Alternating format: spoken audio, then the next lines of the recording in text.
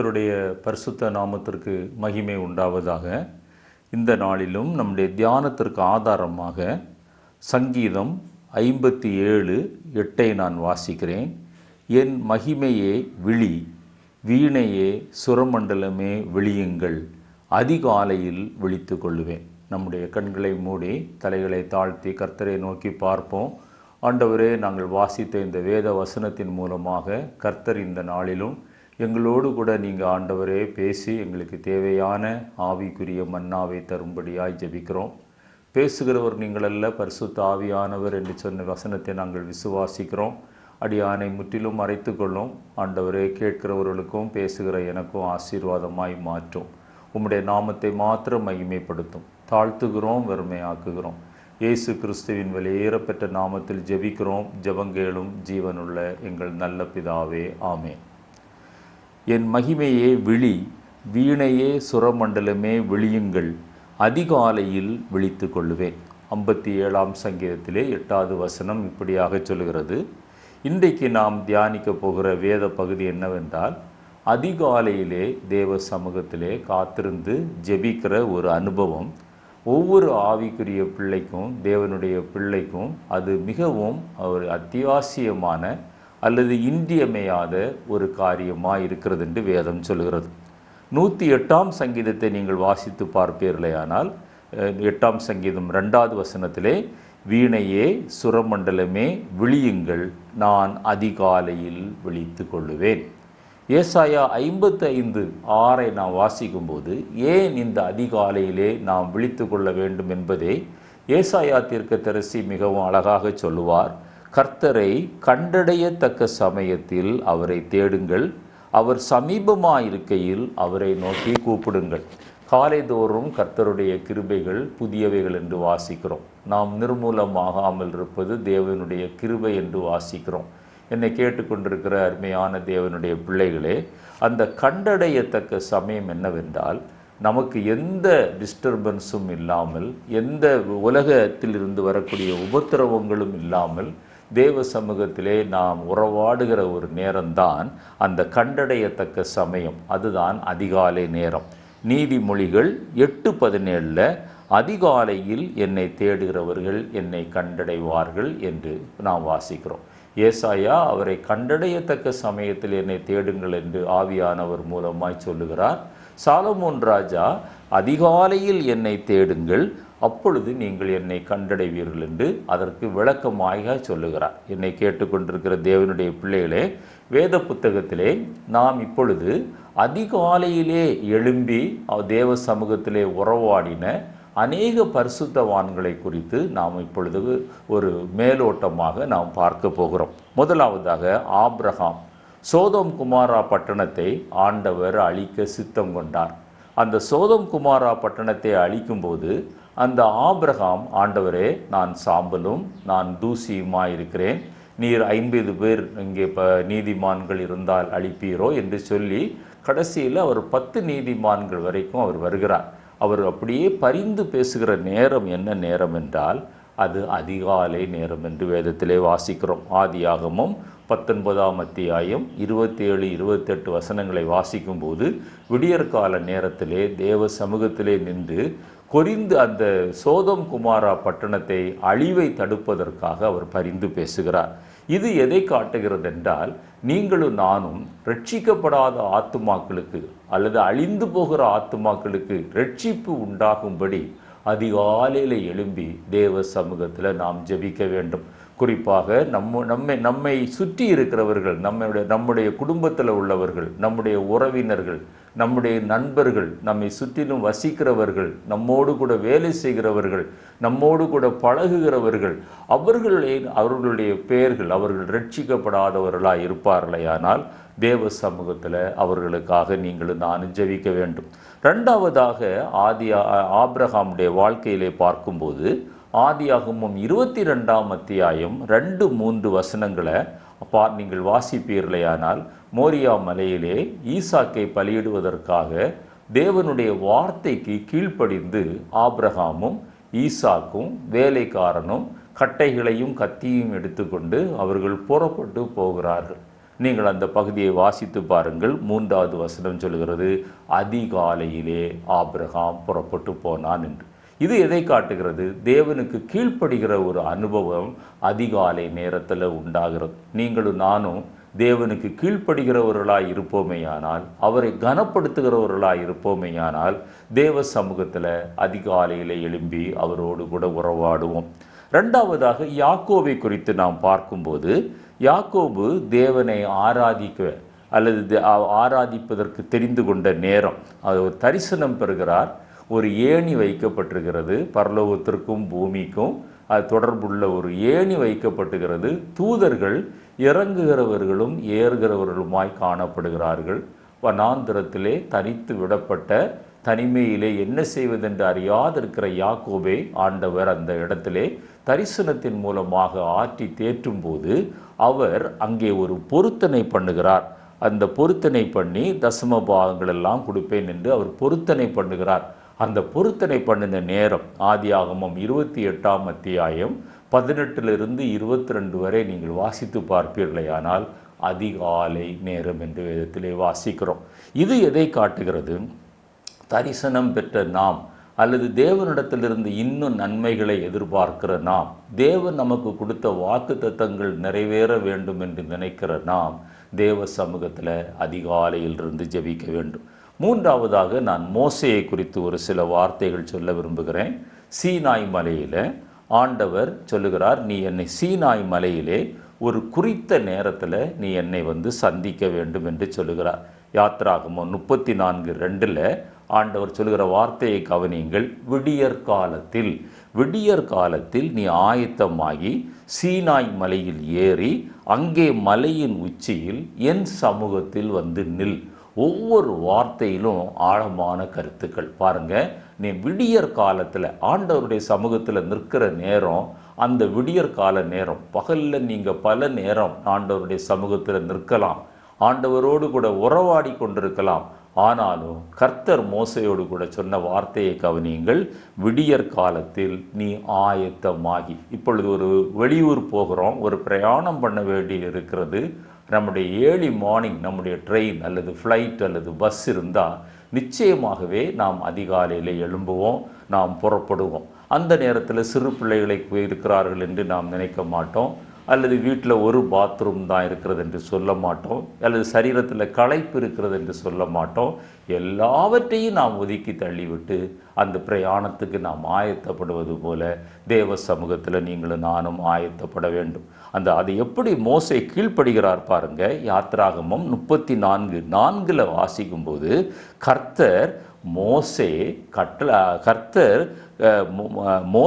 கர்த்தர் கட்டளையிட்டபடியே அதிகாலையில் எழுந்திருந்து என்ற வசனம் ஆரம்பிக்கிறது. ஏன் இந்த வார்த்தை ஆவியானவர் அவ்வளவு தெளிவாக அவர் அதிலே போடுகிறார்? ஏன் அதற்கு முக்கியத்துவம் கொடுத்து போடுகிறார் என்றால் நீங்களும் நானும் கற்றுக்கொள்வதற்காக. 4வதாக நான் யோசுவாவை குறித்து சொல்ல விரும்புகிறேன். யுத்தத்திற்கு செல்வதற்கு முன்பாக அல்லது இஸ்ரவேல் ஜனங்களை வனாந்தரத்தில் எப்படி வழி நடத்த வேண்டும், மோசே காலம் முடிந்த பிறகு கிட்டத்தட்ட 25 லட்சம் ஜனங்களை வனாந்தரத்தில் வழிநடத்தி கொண்டு போகிறார். 20ற்கு அதிகமான யுத்தங்களை செய்கிறார். அந்த தேசத்தை, அந்த கானான் தேசத்தை அந்த 12 கோத்திரத்திற்கும் பங்கிட்டு கொடுக்கிறார். இவ்வளவு பெரிய உத்தரவாதத்தை பெற்றதான அந்த மனிதன் மோசேயின் ஊழியக்காரனாக மாறி ஆரம்பித்து கர்த்தரின் ஊழியக்காரனாக மாறின அந்த மோசே, அந்த யோசுவா, அவர் எதை செய்தாலும் அது அதிகாலையிலே அவர் செய்தார் என்று நீங்கள் பார்க்க முடியும். நான் 4-5 வசனங்களை சுட்டி காட்ட விரும்புகிறேன். யோசுவா 3:1 சித்திமிலிருந்து யோர்தான் வந்த பிறகு அந்த பிரயாணத்தில் அவர் அதிகாலையில் எழும்பியதை ஆரம்பிக்கிறார். யோசுவா 6:12 அந்த எரிகோ பட்டணத்தை வீழ்த்துவதற்காக அதிகாலமே அவர் எழுந்திருக்கிறார். யோசுவா 8:10 ஆயி பட்டணத்தை பிடிப்பதற்காக அவர் அதிகாலமே எழுந்தார் என்று பார்க்கிறோம். யோசுவா 10ஆம் அத்தியாயம் 9வது வசனத்தில் ரா முழுவதும் நடந்து அந்த கிபியோனியருக்கு கொடுத்த அந்த வாக்குறுதியை காப்பாற்றுவதற்காக அவர் அங்கே புறப்பட்டு செல்கிறார். அந்த யுத்தத்தில் தான் சூரியன், சந்திரன் அதெல்லாவற்றையும் அந்த ஒரு குறிப்பிட்ட இடத்துல நிற்க சொல்லுகிறார். என்னை கேட்டுக்கொண்டிருக்கிற தேவனுடைய பிள்ளையே, அதிகாலையில் எழும்பும்போது இயற்கையின் மேலே உங்களுக்கு ஒரு அதிகாரம் கிடைக்கும். அந்த யுத்தங்கள், சத்துருக்கள் சிதறடிக்கப்படுவார்கள். நமக்கு ரோதமாக உருவாக்கப்பட்ட ஆயுதங்கள் வாய்க்காதே போகும். இன்றைக்கு ஏவுதல்கள், பில்லி சூனியங்கள், செய்வினைகள், மந்திரவாதங்கள் என்று பலவிதமான காரியங்கள் பேசப்படுகிறது. நம்மில் அநேகர் அப்படிப்பட்ட பயத்தில் வாழ்ந்து கொண்டிருக்கலாம். நான் வேதம் சொல்லுகிறது, நான் உங்களுக்கு சொல்லுகிறேன், அனுபவத்தில் இருந்து சொல்லுகிறேன்.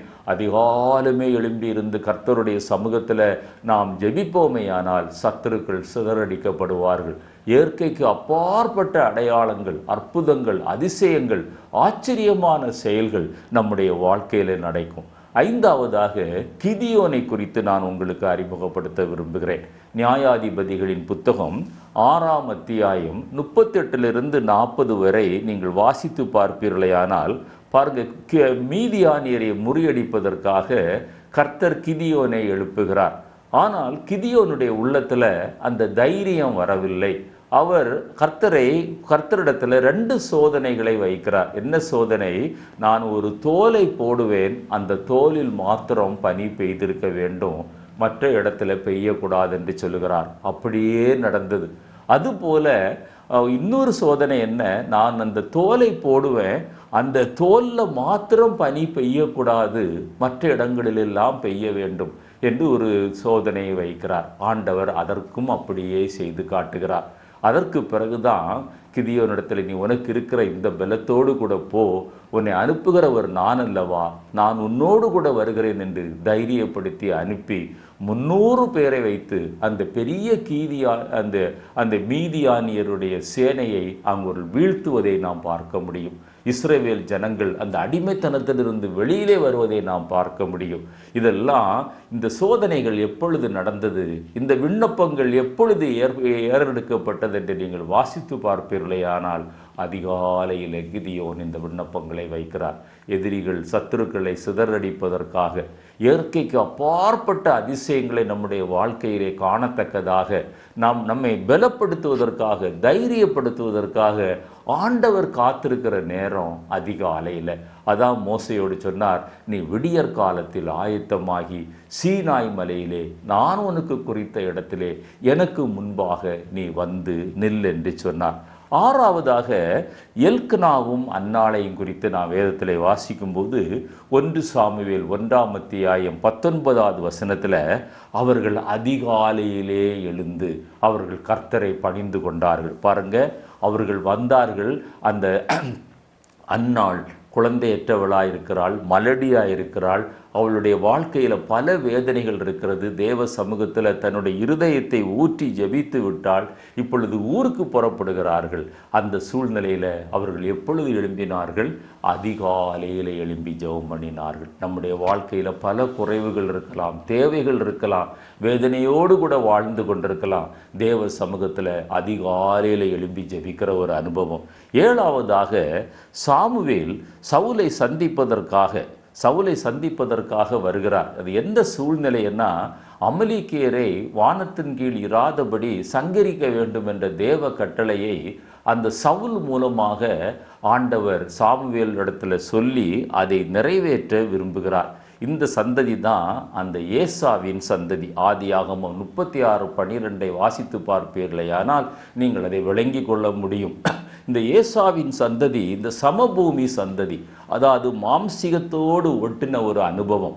அப்படிப்பட்ட ஒரு சந்ததியை அழிக்க வேண்டும் என்று அந்த சாமுவேல் அந்த சவுலிடத்தில் சொல்லுகிற நேரம் பார்த்தீங்கன்னா, ஆனால் அவர் அழிக்காமல் விட்டு விடுகிறார்.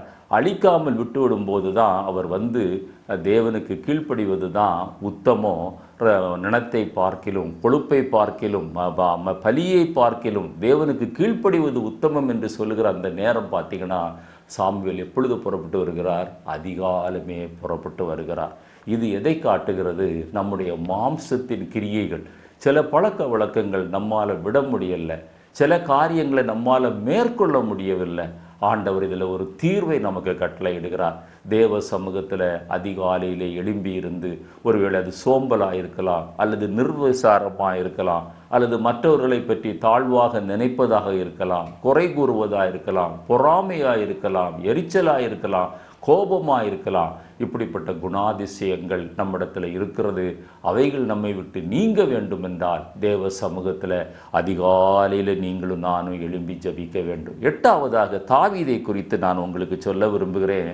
63ஆம் சங்கீதம் 1வது வசனத்தில் வனாந்தரத்தில் காணப்படுகிறார். சவுல் ஒரு நாயை போல அவரை துரத்தி கொண்டு வருகிறார். எந்த நிமிடமும் மரணம் ஏற்படலாம். அவர் இருக்கிற இடத்துல குடிக்க தண்ணீர் இல்லை, வறட்சியான ஒரு இடம். அந்த இடத்துல நீர் என் தேவன், வறண்டதும் விடாய்த்ததும் தண்ணீரற்றதுமான நிலத்தில் என் ஆத்துமா உம்மேல் தாகமாக இருக்கிறது என்று தாவீது எழுதுகிறார். என் மாம்சம் உம்மை வாஞ்சிக்கிறது என்று எழுதுகிறார். அதோடு முடிக்கவில்லை. கடைசியில் இந்த வசனம் முடியும் போது அதிகாலமே உம்மை தேடுகிறேன் என்று சொல்லுகிறார். அதனால தான் அத்தனை உபத்திரவங்களுக்குள்ளாய் தாவீது கடந்து போனாலும் இஸ்ரவேலை ஆளுகிற 40 வருடங்கள் சமஸ்த இஸ்ரவேலை ஆளுகிற ஒரு ராஜ்ய பாரியத்தை அவர் பெறுகிறார். அந்த உயர்ந்த தேவனுடைய சிநேகிதன் என்று அழைக்கப்பட்டார். தேவனுடைய இருதயத்திற்கு ஏற்ற தாசன் என்று அழைக்கப்பட்டார். காரணம் என்ன?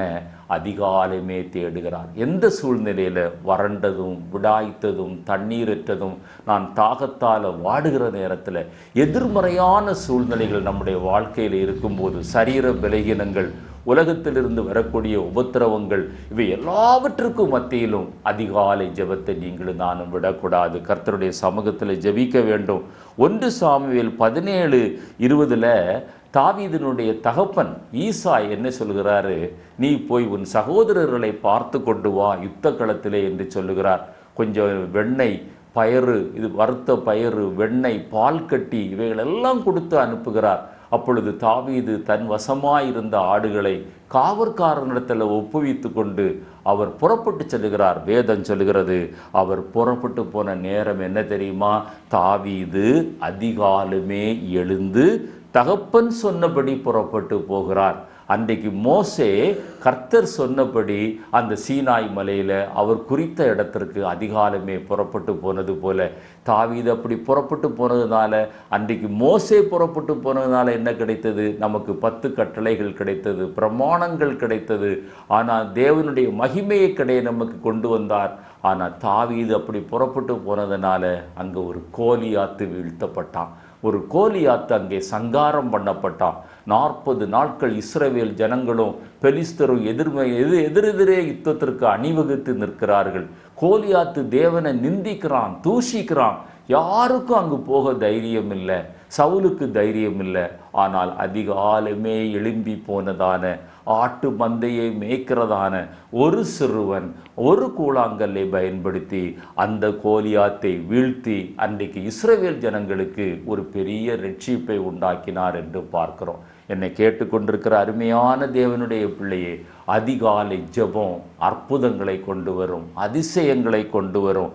9ஆவதாக நான் சொல்ல விரும்புகிற நபர் யார் என்றால் எசேக்கியா ராஜா. அவர் தேவனை ஆராதிப்பதில் ரொம்ப உண்மை உள்ளவர். தேவனுடைய காரியங்களில் அவர் ரொம்ப உண்மையாய் நடந்த ஒரு மனிதர். அவரை பற்றி வேதத்தில் வாசிக்கிறோம். 2 நாளாகமும் 29ஆம் அத்தியாயம் 20 24 வரை நீங்கள் வாசித்து பாருங்கள். அதிகாலமே எழுந்திருந்து நகரத்தின் பிரபுக்களை கூட்டிக் கொண்டு பாருங்க, ராஜா அதிகாலமே எழும்புகிறாரு, பிரபுக்கள் அதிகாலமே எழும்புகிறாரு. எதற்காக? ராஜ்ய பாரியம் நிலைப்பதற்காக, பரிசுத்த ஸ்தலத்திற்காக, யூதேயாவிற்காக பாவ நிவாரண பலி செலுத்தவும், சர்வாங்க தகன பலி செலுத்தவும், ஸ்தோத்திர பலி செலுத்தவும், கீத வாக்கியங்கள் ஆலயத்தில் முழங்கவும் திட்டமிடுவதற்காக அந்த எசேக்கியா ராஜா அதிகாலமே எழும்பி இருக்கிறார். அதிகாலமே எழும்பி இருக்கிறார் என்று வேதம் வாசிக்கிறது. 10ஆவதாக யோபுவை குறித்து நாம் பார்க்கும்போது, யோபு 1ஆம் அத்தியாயம் 5வது வசனத்தில் தன்னுடைய குமாரர்கள் குமாரத்திகளையும் அழைத்து விருந்து செய்யும் போது தங்களுடைய இருதயத்தில் தேவனை தூஷித்திருப்பார்களோ அல்லது பாவம் செய்திருப்பார்களோ என்று நினைத்து அந்த பிள்ளைகளுடைய எண்ணிக்கைக்கு ஏற்றாற் போல யோபு என்ன செய்வாராம்? அதிகாலமே எழும்பி பலியிடுவாராம். பாருங்க, நம்முடைய பிள்ளைகளுக்காக நாம் அதிகாலமே எழும்பி ஜெபிக்க வேண்டும். பிள்ளைகளுக்காக நாம் அதிகாலையில் எழும்பி ஜெபிக்க வேண்டும். உலகத்தில் உள்ள எல்லா ஆஸ்திகளை காட்டிலும், அந்தஸ்துகளை காட்டிலும், பெருமைகளை காட்டிலும், மேன்மைகளை காட்டிலும் நம்முடைய பிள்ளைகள் கர்த்தருக்குள் நிலைத்திருக்க வேண்டும் என்று நீங்களும் நானும் ஜெபிக்க வேண்டும். ஜான் வெஸ்லியுடைய தாயார் 13 பிள்ளைகள் என்று சொல்வார்கள். ஒவ்வொரு பிள்ளைக்காகவும் அதிகாலமே எழும்பி முழங்கால் படியிட்டு ஜெபித்ததுனால ஒரு பெரிய ஊழியக்காரன் அந்த குடும்பத்திலிருந்து தோன்றினார். நம்முடைய பிள்ளைகளுக்காக நீங்களும் நானும் ஜெபிக்க வேண்டும். 11வதாக குணசாலியான ஸ்திரீ. நாம் நீதிமொழிகளின் புத்தகம் 31ஆம் அத்தியாயம் முழுவதையும் நாம் பார்க்கிறோம்.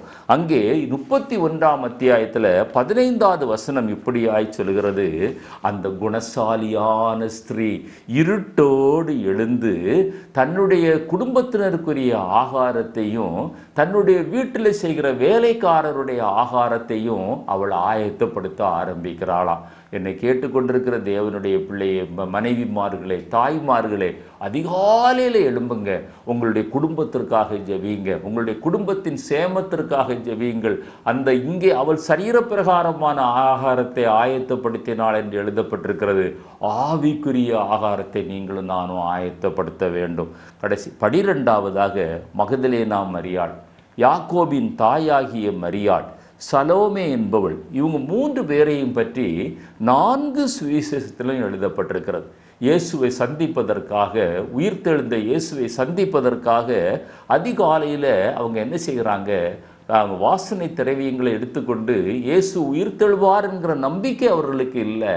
ஆனால் அந்த சரீரத்தை போய் எடுத்து அந்த சரீரத்தில் அந்த வாசனை திரவியங்களை பூசுவதற்காக அவர்கள் புறப்பட்டு போகிறார்கள்.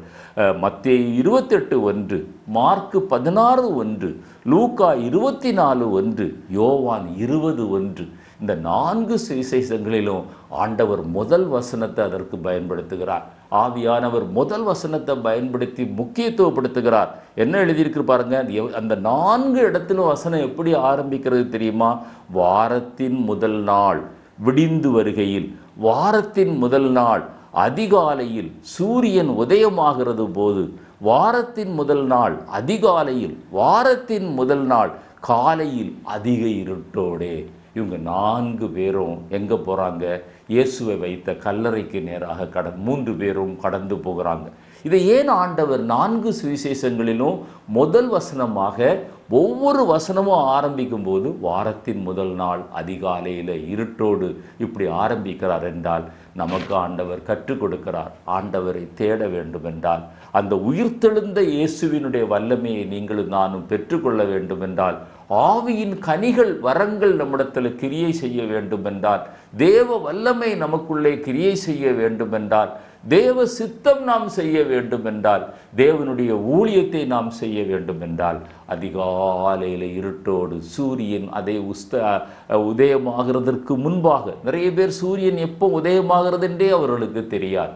அப்படிப்பட்ட நிலைமையிலே இருப்பார். அதிகாலையில் இருட்டோடு எழுந்து நாம் ஆண்டவரை தரிசிக்க வேண்டும். ஒரு 12 வேத புருஷர்கள் அல்லது புருஷிகளை குறித்து நான் உங்களோடு கூட சொன்னேன். இந்த செய்தியின் 2வது பகுதியாக அடுத்தது நான் என்ன சொல்ல விரும்புகிறேன் என்றால், நம்முடைய கர்த்தராகிய இயேசு கிறிஸ்து அவர் அதிகாலையிலே எழுந்து ஜெபிக்கிறவராய் இருக்கிறார். அவர் யார்? பாவமே அறியாத பரிசுத்தர். என்னில் பாவம் உண்டென்று யார் சொல்லக்கூடும் என்று சொன்னவர்.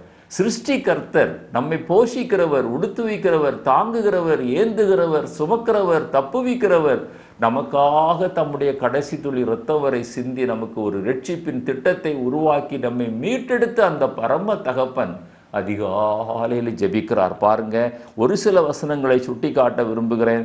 மார்க்கு 1:35 சொல்கிறது, அதிகாலையில் இருட்டோடு எழுந்து வனாந்தரமான இடத்திற்கு போய் ஜெபித்தார்.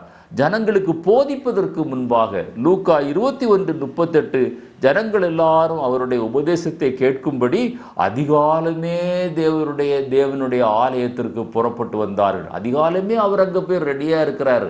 ஜனங்கள் எல்லாம் வர்றாங்க. யோவான் 8:2 சொல்கிறது அதிகாலையில் எழும்பினார். இப்படி மகதலேனா மரியாளுக்கு எப்பொழுது தரிசனமானார்? அந்த உயிர்த்தெழுந்த இயேசு எப்பொழுது தரிசனமானார்? வாரத்தின் முதல் நாள் அதிகாலையிலே இயேசு எழுந்திருந்த பின்பு அவர் தரிசனமாகிறார். ஆண்டவருடைய தரிசனத்தோடு நாம் வாழ வேண்டுமா? ஆண்டவருக்காக நாம் ஊழியம் செய்ய வேண்டுமா? மற்றவர்களுக்கு நீங்களும் நானும் வேதத்தை எடுத்து சொல்ல வேண்டுமா? அந்த கிருபை எப்பொழுது வருகிறது? எங்கிருந்து வருகிறது? அது தேவனிடத்திலிருந்து வருகிறது. அது அதிகாலையில் நமக்கு அதிகமாய் கொடுக்கப்படுகிறது. இந்த கிருபை ஒரு அதிகாலையிலே எழும்பி நாம் சேர்த்து வைக்கிற கிருபை அல்ல. இஸ்ரவேல் ஜனங்கள் வனாந்தரத்தில் தங்களுக்கு தேவையான மன்னாவை அன்றன்றைக்கு அவர்கள் பொறுக்கி எடுத்தது போல நீங்களும் நானும் ஒவ்வொரு நாளும் அதிகாலையில் இருட்டோடு எழுந்து தேவ சமூகத்தில் விழுந்து கிடப்போமேயானால் அந்த கிருபை நம்மை சூழ்ந்து கொள்ளும். செய்தியின் 3வது பகுதியாக இந்த அதிகாலை ஜெபத்தில் உண்டான சில ஆசீர்வாதங்கள், நிறைய ஆசீர்வாதங்கள் வேதத்திலே சொல்லப்பட்டிருக்கிறது. சில ஆசீர்வாதங்களை மாத்திரம் நான் சொல்லி முடிக்க விரும்புகிறேன். தேவனுடைய வார்த்தையை பெற்றுக்கொள்ள, குறிப்பாக ஒரு இடத்துல செய்தி கொடுக்க நம்மை அழைக்கிறார்கள், அல்லது ஒரு நபரோடு கூட நாம் சுவிசேஷம் சொல்ல வேண்டும். எப்படி பேச வேண்டும், என்ன பேச வேண்டும், எதை பேச வேண்டும், இதெல்லாம் கற்றுக்கொள்வதற்கு சங்கீதம் 119 147 சொல்கிறது, அதிகாலையில் நான் சத்தமிட்டேன், உம்முடைய வசனத்திற்கு நான் காத்திருக்கிறேன், உம்முடைய வசனத்திற்கு நான் காத்திருக்கிறேன். என்னுடைய அனுபவம் அதுதான். ஒரு செய்தியை நான் கொடுப்பதற்கு முன்பாக அந்த வசனத்தை நான் பெற்றுக்கொள்ள தேவ சமூகத்தில் அதிகாலையில் விழுந்து கிடக்கிற ஒரு அனுபவம். நான் தேவனுடைய சமூகத்தில் அதிகாலையில் நான் சத்தமிட்டேன், உம்முடைய வசனத்திற்கு காத்திருக்கிறேன். எதற்கு சத்தமிடுறார் பக்தன்? அவருடைய வசனத்தை பெற்றுக்கொள்வதற்காக. லூக்கா 21:38 வாசிங்க. ஜனங்கள் எல்லாரும் அவருடைய உபதேசத்தை கேட்கும்படி அதிகாலையில் தேவனுடைய ஆலயத்தில் வந்திருந்தார்கள். 2வதாக தேவனுடைய கிருபையை தொடர்ந்து நாம் பெற்றுக்கொள்ள வேண்டும். ஏதோ ஒரு நாள் அதிகாலையில் அல்ல. நான் ஏற்கனவே சொன்னது போல புலம்பல் 3ஆம் அத்தியாயம் 22-23 என்ன சொல்கிறது? நாம் நிர்மூலமாகாதிருக்கிறது கர்த்தருடைய கிருபையே, அவருடைய இரக்கங்களுக்கு முடிவில்லை, அவைகள் காலைதோறும் புதிதாயிருக்கிறது, உமது உண்மை பெரிதாயிருக்கிறது. ஆண்டவருடைய இரக்கங்களுக்கு முடிவில்லை. அவர் கிருபை உள்ள தேவன், இரக்கமுள்ள தேவன், அன்புள்ள தேவன். ஆனால் அதிகாலையில் ஒரு முக்கியமான காரியம் சொல்லப்படுகிறது, அவைகள் காலைதோறும் புதுப்பிக்கப்பட வேண்டும். அவை காலைதோறும் புதியவைகளாயிருக்கிறது. பழைய கிருபையே சார்ந்து வாழ்கிற அனுபவம் அல்ல, பழைய இரக்கத்தையே சார்ந்து வாழ்கிற அனுபவம் அல்ல. ஒவ்வொரு நாளும் தேவ சமூகத்தில் கிருபையை, இரக்கத்தை, சகாயத்தை நாம் பெற்றுக்கொள்கிற ஒரு அனுபவம் தான். அந்த நேரம்தான் அதிகாலை நேரம். 3வதாக என்ன ஆசீர்வாதம் என்றால், நம்முடைய ஜீவியத்தில் வெற்றி பெறுவதற்கு நான் சொன்னேன். யோசுவா 5 இடங்களை நான் உங்களுக்கு சுட்டி காட்டினேன். சத்துருக்கள் விழ வேண்டும், ஆயி பட்டணம் பிடிக்கப்பட வேண்டுமா, எரிகோவின் கோட்டைகள் நிர்மூலமாக்கப்பட வேண்டுமா, சத்துருக்கள் சிதறடிக்கப்பட வேண்டுமா, நமக்கு உண்டான கிபியோனியரை போன்ற நமக்கு உண்டானவர்களை பாதுகாக்க வேண்டுமா. யோசுவா அதிகாலமே எழுந்திருந்தான், முழுவதும் நடந்தான். அதுபோல யோசுவா 3ஆம் அத்தியாயம் 1 நீங்கள் வாசித்து பாருங்க. யோர்தானை கடக்க போகிறாங்க. எப்போ எழும்பி கடக்க போகிறாங்க? அதிகாலையில் எழும்பி கடக்க போகிறாங்க. தடைகளை நீக்குவதற்கு, நமக்கு முன்பாக நிற்கிற தடைகள் நீங்குவதற்கு, வெற்றி பெறுவதற்கு ஆண்டவர் நமக்கு அழைக்கிற நேரம் அதிகாலை நேரம். 4வதாக அந்த சத்துருக்களை நாம் முறியடிக்கிற நேரம். நமக்கு எதிராக உருவாக்கப்பட்ட ஆயுதங்கள், யோசுவாவினுடைய வாழ்க்கையிலே நான் சொன்ன வசனங்கள், அப்படிப்பட்ட கிருபையை ஆண்டவர் நமக்கு பெற்றுத்தர வேண்டும். 6வதாக என்ன முக்கியமான ஒரு ஆசீர்வாதம்னா, இயேசுவை அறிவிப்பதற்கு, தேவனை இதுவரைக்கும் ஏற்றுக்கொள்ளாதவர்களை ஏற்றுக்கொள்ளும்படியாக நாம் சத்தியத்தை பிரசங்கிப்பதற்கு நமக்கு ஒரு தகுதி எப்பொழுது உண்டாகிறது என்றால், அதிகாலையில் நீங்களும் நான் ஜெபிக்கும் போது பாருங்கள். அப்போஸ்தலர் நடபடிகள் 5ஆம் அத்தியாயம் 21வது வசனம். சிறைச்சாலையில் அப்போஸ்தலர்கள் அடைக்கப்பட்டிருக்கிறாங்க. அவர்களையெல்லாம் கர்த்தருடைய தூதன் வந்து விடுதலையாக்குகிறான். விடுதலையாக்கி சொன்ன வார்த்தை என்ன தெரியுமா? நீங்கள் இந்த ஜீவ வார்த்தையை எல்லா ஜனங்களுக்கும் போய் சொல்லுங்கள் என்று சொல்லுகிறார். அப்போஸ்தலர் நடபடிகள் 5ஆம் அத்தியாயம் 21வது வசனத்திலிருந்து வாசித்து பாருங்க. உடனே நடந்தது என்ன தெரியுமா? அதிகாலமே அவர்கள் தேவனுடைய தேவாலயத்தில் பிரவேசித்து பிரசங்கிக்க ஆரம்பித்தார்கள். அதிகாலை நேரம் நல்ல தூக்கம் வர்ற நேரம். நம்முடைய சரீர கிளைப்பினால ஆண்டவர் நம்மிடத்தில் விரும்புவது மேலானதை விரும்புகிறார். நம்ம எதை ப்ரெசியஸாக நினைக்கிறோமோ, எது நமக்கு நன்மையாய் தோன்றுகிறதோ, எது நமக்கு இன்பமாய் தோன்றுகிறதோ, அதை ஆண்டவருடைய பலிபீடத்தில் கொடுத்து பாருங்க.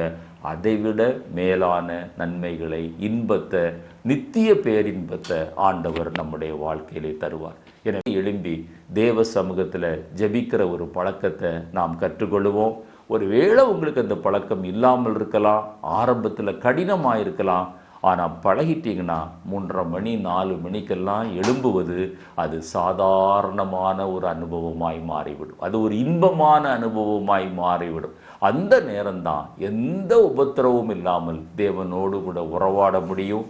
தேவன் அப்படிப்பட்ட கிருபைகளை நம்ம ஒவ்வொருவருடைய வாழ்க்கையிலும் தருவாராக, அதை பெருகச் செய்வாராக. அப்படியே கர்த்தர் நம்மை நடத்துவாராக. இந்த செய்தி உங்களுக்கு ஆசீர்வாதமாக இருந்தால் மற்றவர்களுக்கு அறிமுகப்படுத்துங்கள். உங்களுக்காக நாங்கள் தொடர்ந்து ஜெபிக்கிறோம். நீங்களும் எங்களுக்காக ஜெபியுங்கள். கர்த்தர் தாமே நமக்கு அதிகாலையில் தரிசனமாவாராக. ஆமென்.